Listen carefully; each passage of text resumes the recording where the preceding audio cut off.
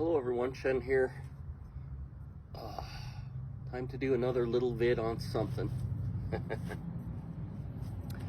You know what's interesting is when you see that Master Tu Teng Yao guy, he's like, loading up these elbows, and he's like he's kind of jumping and going with the elbow, kind of moving in, or yeah, kind of moving, right? Well, really, for an elbow to work, it's just too easy for somebody just to pocket, just to slap it down, right? So really, for an elbow to work, you have to make contact, right? And you have to kind of pock down or jam down their attack. Then you can get that elbow in. So really, an elbow combination should probably come with like a lop or a pock first, right? Where you're kind of entangled in their arms, and then you pull them in and boom, and then you hit them with the elbow, right? Because you're really not going to get that elbow in because somebody would just kind of slap it away, unless you're slapping away their attack, they're punching, you're slapping it down, boom, and you're in, and then, you can rake that elbow across, or you can kind of move that shift with that chum Q, or they come into you and you kind of, you're able to yield and then move in with that elbow. Then I can see that. But many of the elbows that he throws, they're more like Shaolin, they're more, this sort of thing, where you're really moving, and that goes against Wing Chun principles. Because Wing Chun principles, you really need to be on this center line. And so even if you use an elbow, even something like this can be kind of, jammed and pocked down. And so it's kind of against Wing Chun principles to do certain moves. Unless you really are past their arms, you moved in so close that then you can use these elbows, because you're basically almost hip to hip with the person, right? You almost need to be hip to hip for those elbows to work. And so, I don't really see like Tu Teng Yao, his elbows, and he's jumping with the elbows, jump, I don't really see that working. I think that's movie making, right? So, but it is kind of nice to see various tools in combination, right? When we're doing shadow boxing. But the thing is with Wing Chun, it's always usually a straight blast, and it's only when something obstructs us that then we need to kind of change, right? That we change. And so that's why we don't, in our shadow boxing, we normally don't throw out, all these different tools unless it's really, we're doing the straight blast and then that's needed, right? And so it's kind of like we change the forward punch, or palm, to, depending on, what meets us or what doesn't meet us. If nothing meets us, we'll go right in, right? And I tend to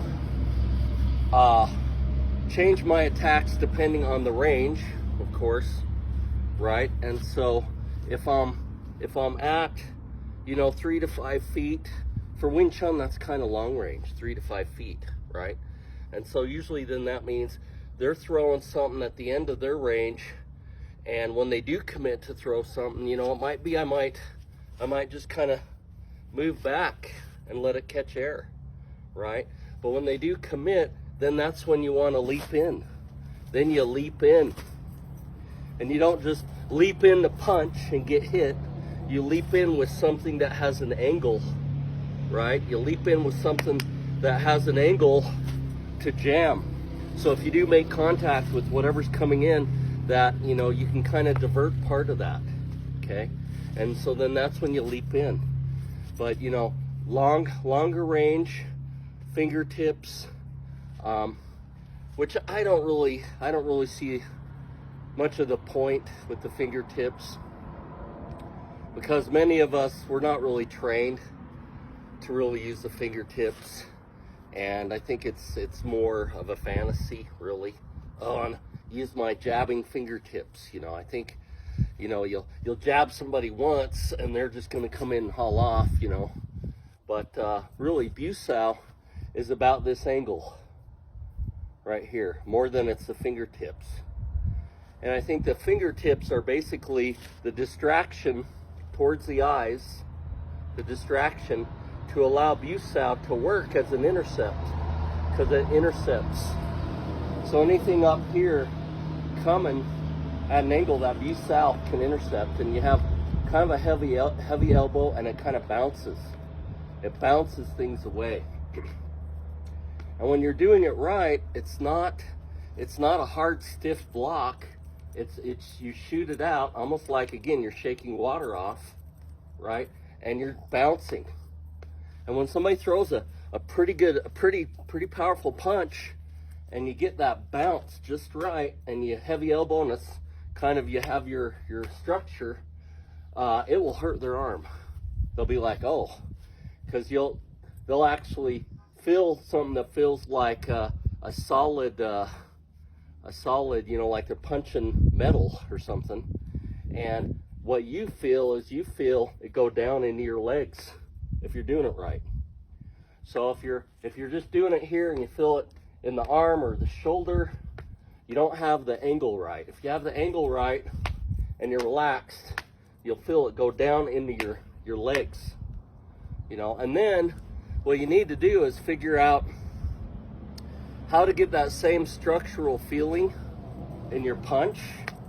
So when you punch, you kind of feel that go down into your legs. With your Wu Sao, you feel that go down. Your Bong Sao, you feel that go down into your legs. So that's where you test it, and that's why we have, you know, our punching drill where somebody's just punching, and we're testing our tools, and we're putting, you know, like Wu Sao, Fuk Sao, you know, Tan Sao. You need to have that where you feel it go down in your legs.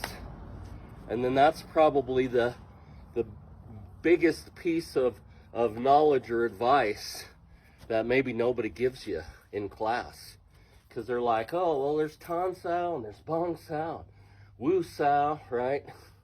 Fuk Sao.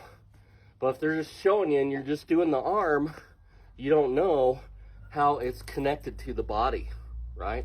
And if it's connected to the body, boom, then that's all the difference to make those techniques work. So anyway, I just wanted to talk about some of that. I'll talk to you later.